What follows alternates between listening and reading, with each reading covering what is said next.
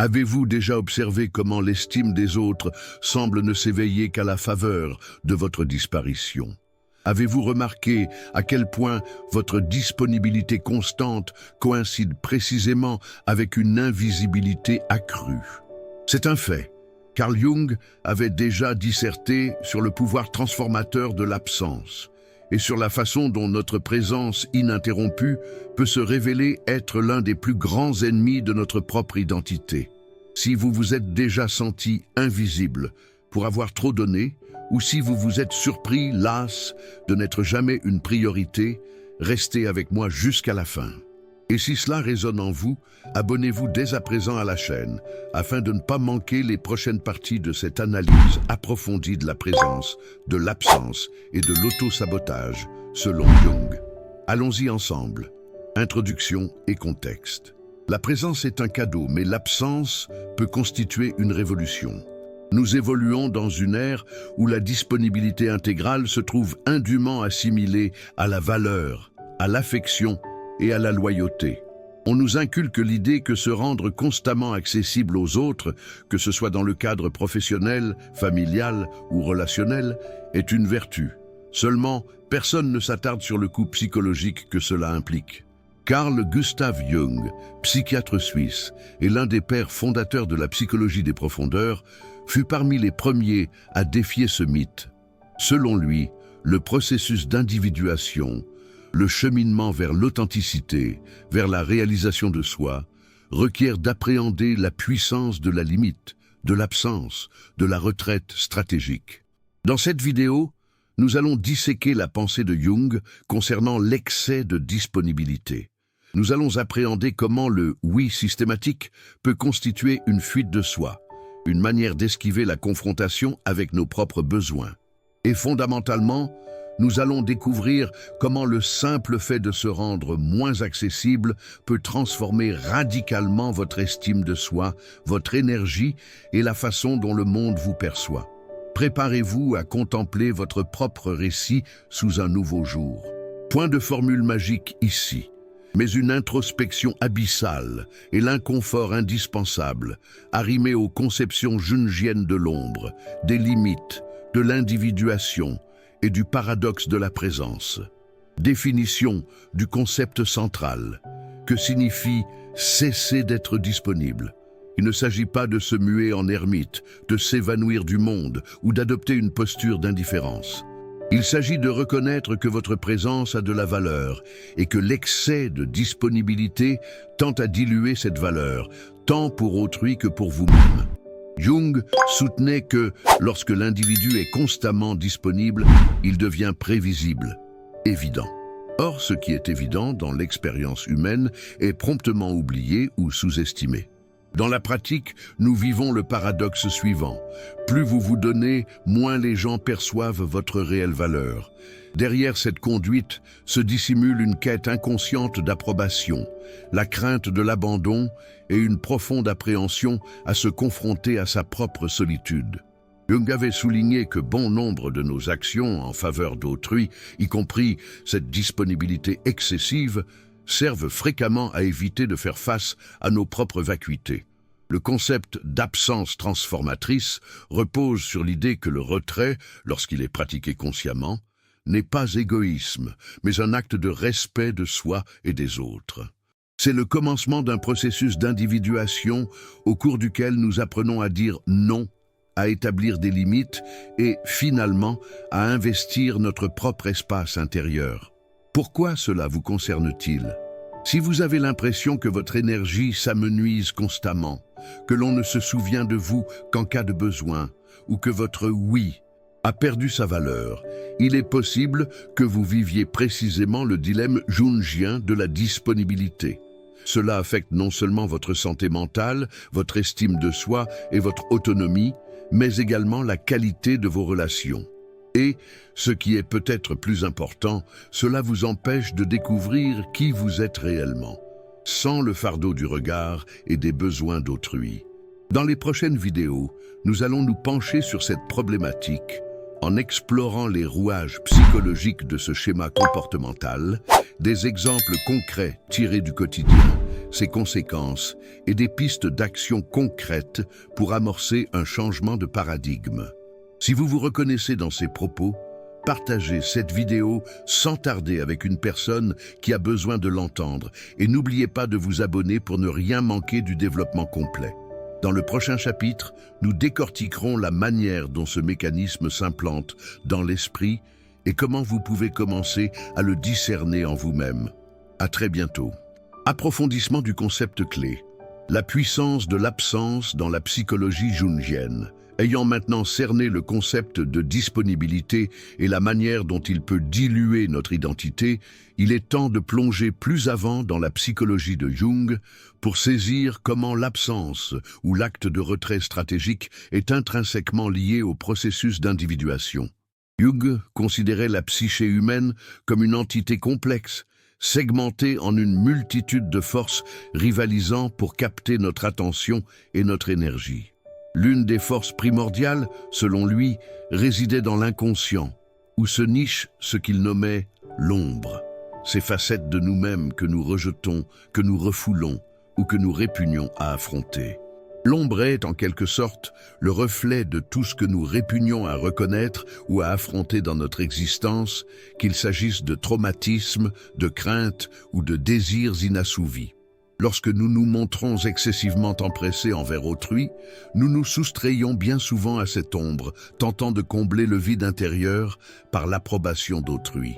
Jung a postulé que le processus d'individuation soit le chemin menant à l'avènement d'un moi authentique et intégré, passe impérativement par la confrontation avec l'ombre.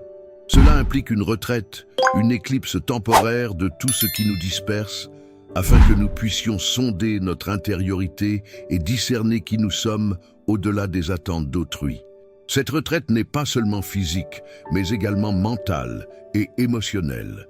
Il est impératif de cesser de se faire pour les autres constamment et d'entamer un processus de se faire pour soi-même. Qu'est-ce que vous désirez réellement? Que ressentez-vous véritablement?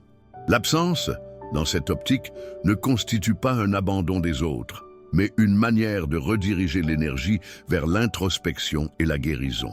Mécanisme et fonctionnement. Comment l'absence se manifeste dans la psyché et le comportement humain.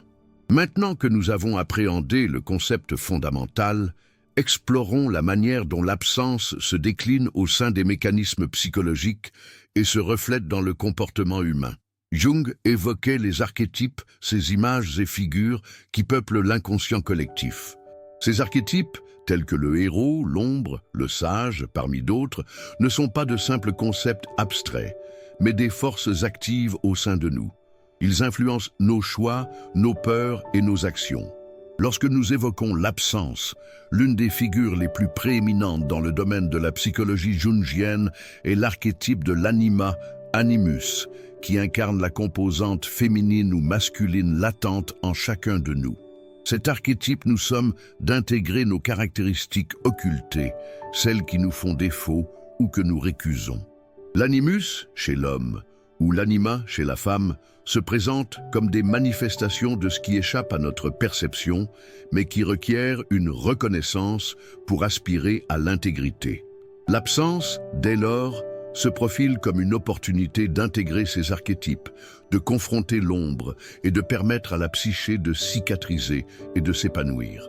Mais comment cela se traduit-il en comportement quotidien? Imaginez une personne constamment disponible pour autrui, toujours prompte à assister. À mesure que son identité se dissout dans les attentes d'autrui, elle perd la capacité de se reconnaître elle-même. Ici, l'absence s'avère indispensable afin que cette personne puisse prendre ses distances et retrouver son moi authentique. Il ne s'agit pas d'ignorer les autres, mais de s'octroyer l'espace nécessaire pour appréhender ses propres besoins. Exemple, concret et illustration. Ce que l'absence peut signifier en pratique, illustrons cela par des exemples concrets. Le travail excessif. Un individu qui ne prononce jamais de refus au travail, acceptant systématiquement tous les projets et se rendant disponible 24 heures sur 24 et 7 jours sur 7, fuit généralement une confrontation avec sa propre insécurité. Il estime que sa valeur est intrinsèquement liée à sa productivité et son absence, ne pas répondre ou ne pas se soumettre à toutes les exigences, le ferait se sentir insignifiant. Cependant, en apprenant à dire non et à se soustraire à certaines sollicitations, il commence à discerner sa propre valeur au-delà de ce qu'il accomplit pour autrui. Relations personnelles. Dans le domaine des relations personnelles, une disponibilité excessive est susceptible de provoquer des déséquilibres. En nous rendant constamment disponibles pour autrui, nous risquons non seulement de perdre notre propre identité, mais également de susciter une dynamique de dépendance. L'absence stratégique de moments de réflexion et de soins de soi contribue à rétablir l'équilibre, car elle offre à l'individu l'opportunité de se pencher sur ses propres besoins et aspirations, et non exclusivement sur ceux des autres. Espace de réflexion. L'une des pratiques les plus profondes que Jung préconisait était le silence, ou le retrait du monde extérieur, afin de se connecter à l'inconscient. Il estimait que l'introspection, ce moment où nous cessons d'agir pour autrui et commençons à agir pour nous-mêmes, constituait l'une des voies majeures menant à la guérison. Dans une pratique quotidienne, cela pourrait se traduire aussi simplement que par le fait de passer du temps seul, de méditer ou même de participer à une retraite de fin de semaine. En nous adonnant à ces retraites, nous créons l'espace indispensable pour confronter l'ombre, découvrir notre véritable moi et entreprendre son intégration. Maintenant que vous appréhendez la manière dont l'absence se manifeste dans la psyché et les comportements humains, que diriez-vous de commencer à appliquer cette réflexion à votre existence? Lancez-vous dès à présent. Prenez du recul et identifiez les domaines où vous pourriez instaurer un espace propice à l'épanouissement de votre véritable moi. Et dans la prochaine vidéo, nous explorerons les conséquences et les répercussions de l'ignorance de ce besoin d'absence. Si vous vous êtes reconnu dans ce que nous avons évoqué ici, ne manquez pas la partie 3. Abonnez-vous et activez les notifications. Seules les traductions sont demandées. Conséquences néfastes de l'ignorance de l'absence. Ayant désormais appréhendé le concept d'absence et l'importance d'une retraite stratégique dans le processus d'individuation, explorons à présent les conséquences d'ignorer ce principe et de persister dans une disponibilité exacerbée. Carl Jung postulait que, lorsque nous omettons de satisfaire notre besoin de répit, de réflexion et de prise de distance vis-à-vis des pressions externes, nous engendrons un terrain propice à diverses pathologies émotionnelles et psychologiques. L'hyperdisponibilité, loin d'être anodine, se révèle non seulement délétère pour notre identité, mais est susceptible d'affecter en profondeur notre santé mentale. La première conséquence tangible est l'épuisement. En nous rendant constamment disponibles, corps et esprit finissent par subir une surcharge. Cette usure, sournoise, s'avère cependant profonde. Considérez l'énergie déployée à être en permanence connectée, toujours accessible, toujours empressée. Cela engendre une fuite de l'introspection, car à force de nous focaliser sur l'assouvissement des désirs d'autrui ou sur le service, nous délaissons l'observation et la prise en charge de notre propre être. Jung soulignait que, lorsqu'un individu ne s'investit pas dans son propre processus d'individuation, il se retrouve comme emprisonné dans les attentes d'autrui. Le prix de cet oubli est une dissipation de l'énergie psychique. Le corps commence à réagir par des symptômes de stress, d'insomnie et même des affections plus sérieuses telles que le syndrome d'épuisement professionnel. L'incapacité de prononcer le mot « non » est fréquemment associée à une peur viscérale d'être rejeté, désapprouvé ou ignoré. Cette crainte, pouvant puiser ses origines dans l'enfance ou des expériences traumatiques, engendre un cercle vicieux où l'individu se consacre à la satisfaction d'autrui au détriment de son propre bien-être. Jung soutenait qu'une vie d'assujettissement excessif aux attentes extérieures engendre un conflit identitaire profond. L'individu se retrouve déconnecté de son être véritable, sombrant finalement dans l'anxiété. Lorsque nous échouons à reconnaître notre propre essence et nos besoins, la dépression peut se manifester comme une tentative de réponse de l'inconscient, cherchant à obtenir de l'aide ou de la reconnaissance. N'accorder aucune importance à la nécessité de s'éloigner des autres pour mieux se connaître peut engendrer une perte d'identité. Qu'est-ce que le moi lorsque nous ne disposons pas d'espace pour le cultiver de manière authentique?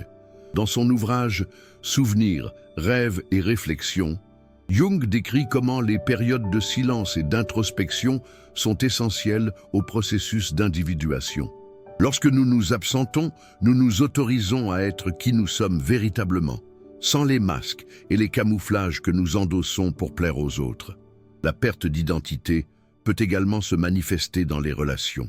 Lorsque vous ne vous accordez pas le temps nécessaire pour réfléchir à vos propres sentiments, désirs et limites, vous commencez à vous égarer dans un océan d'attentes extérieures, oubliant qui vous êtes et ce que vous souhaitez pour votre existence. Les schémas comportementaux émanant d'une disponibilité exacerbée. Passons à présent à l'identification de certains schémas comportementaux qui se manifestent lorsque nous sommes excessivement disponibles, reléguant aux oubliettes la notion d'absence.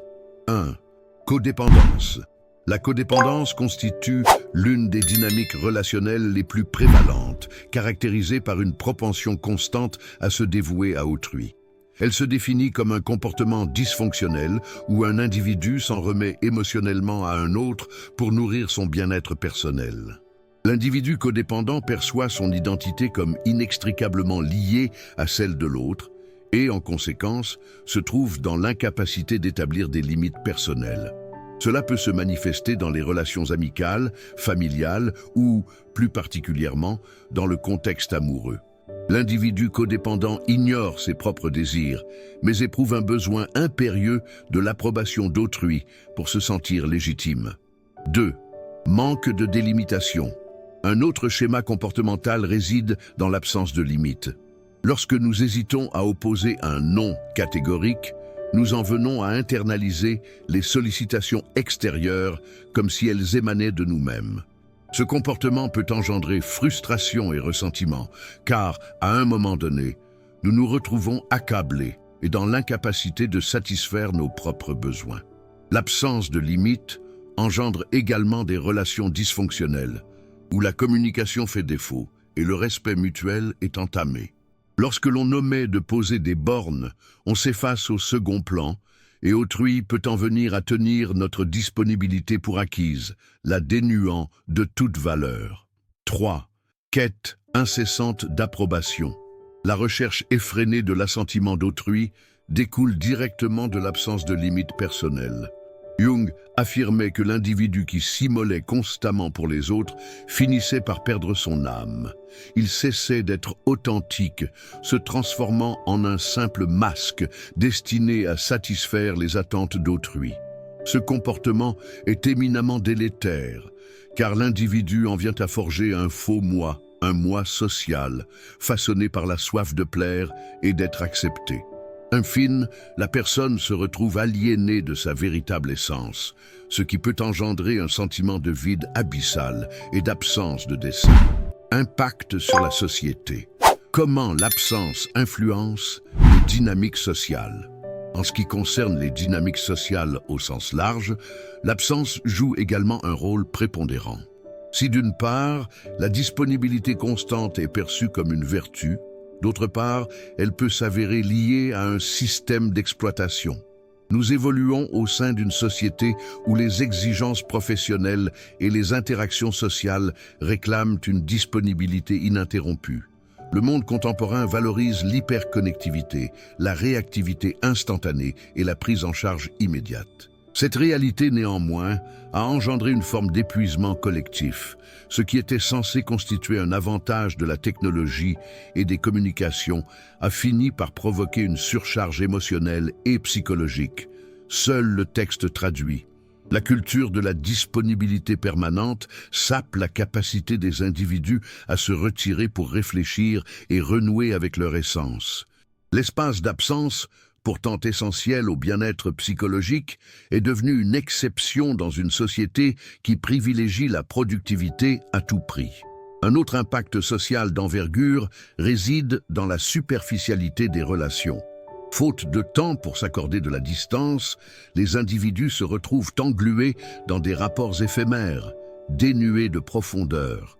Ce manque d'authenticité dans les échanges peut compromettre tant le bien-être émotionnel des personnes que la qualité des liens qu'elles tissent. Jung soulignait également que les interactions humaines saines requièrent un espace dédié à la réflexion et à la reconnaissance des intrications de la condition humaine. Dans une société qui exalte la présence continue, cette profondeur se trouve fréquemment sacrifiée. Maintenant que vous saisissez les répercussions d'ignorer le besoin d'absence dans votre existence, méditez. Comment avez-vous géré votre propre disponibilité?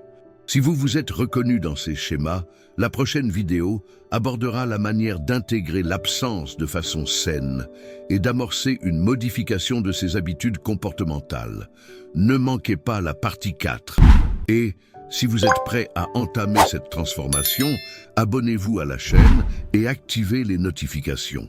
Partagez cette vidéo avec une personne qui pourrait également avoir besoin de se pencher sur cette question. Chemin vers l'intégration ou le dépassement. Comment aborder l'absence de manière saine? Ayant disséqué en profondeur la notion d'absence et ses retombées, le moment est venu de se concentrer sur l'essentiel. Comment intégrer cette absence de façon saine et transformatrice dans votre existence? Si vous avez persévéré jusqu'ici, vous êtes sans doute prêt à amorcer une nouvelle phase, orientée vers un comportement plus équilibré, plus authentique et par-dessus tout, plus ancré dans le réel. Une des armes les plus redoutables que vous puissiez commencer à manier est le simple fait de dire non. Le non est libérateur. Il ne constitue pas un rejet d'autrui, mais une affirmation de votre propre valeur et de vos besoins. Jung affirmait que la chose la plus difficile est d'être soi-même. Et pourtant, cela est primordial dans le processus d'individuation. Dire non aux autres revient souvent à dire oui à soi-même. Commencez par de modestes pas. Lorsque quelqu'un sollicite quelque chose de vous et que vous ne vous sentez ni à l'aise ni disponible, dites simplement non. Observez l'impact sur vos émotions et votre bien-être. Vous serez surpris de constater à quel point cela peut être affranchissant. Comme évoqué précédemment, Jung soulignait l'importance du silence.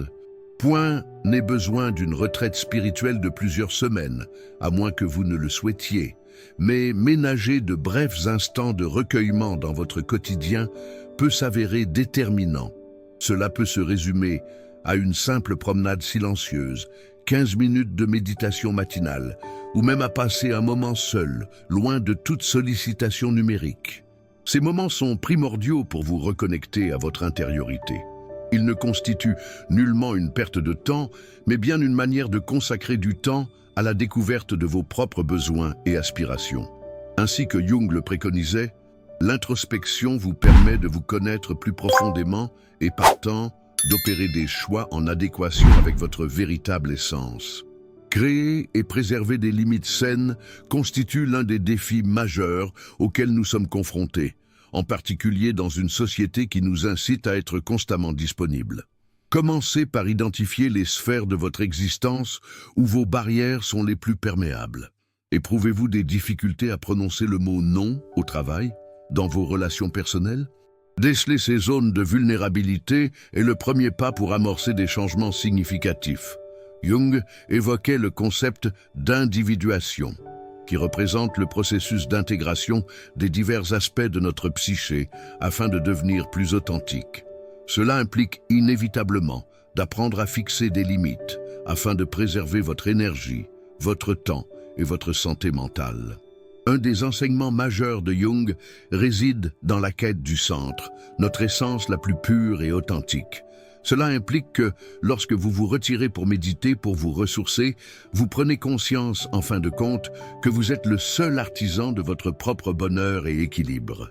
Revenir au centre, c'est renouer avec votre essence, avec ce que vous désirez et ce dont vous avez véritablement besoin.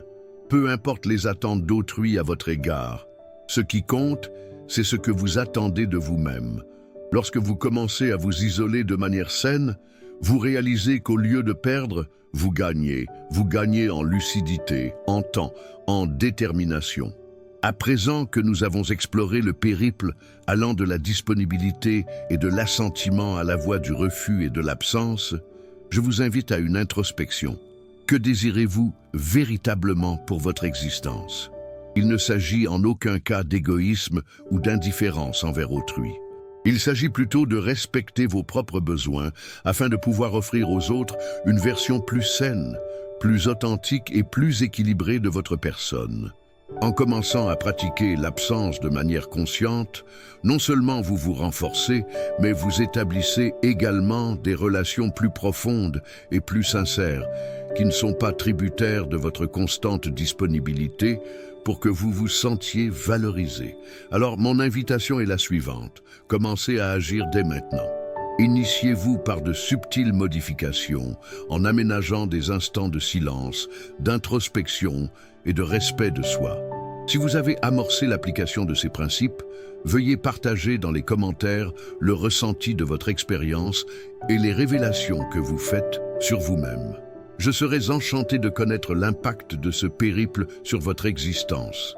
Si vous êtes parvenu jusqu'ici et souhaitez continuer à recevoir davantage de contenu transformateur sur la psychologie des profondeurs, l'individuation et la connaissance de soi, abonnez-vous dès à présent à la chaîne et activez les notifications. Ne manquez pas les prochaines vidéos, au cours desquelles nous continuerons d'explorer d'autres concepts profonds pour votre épanouissement personnel. Maintenant, j'aimerais vous entendre. Comment avez-vous géré votre disponibilité? Quelles limites estimez-vous devoir instaurer pour amorcer une vie plus authentique? Veuillez laisser vos commentaires ci-dessous et partager cette vidéo avec toute personne qui ressent également le besoin de saisir l'importance de l'introspection pour mieux se retrouver.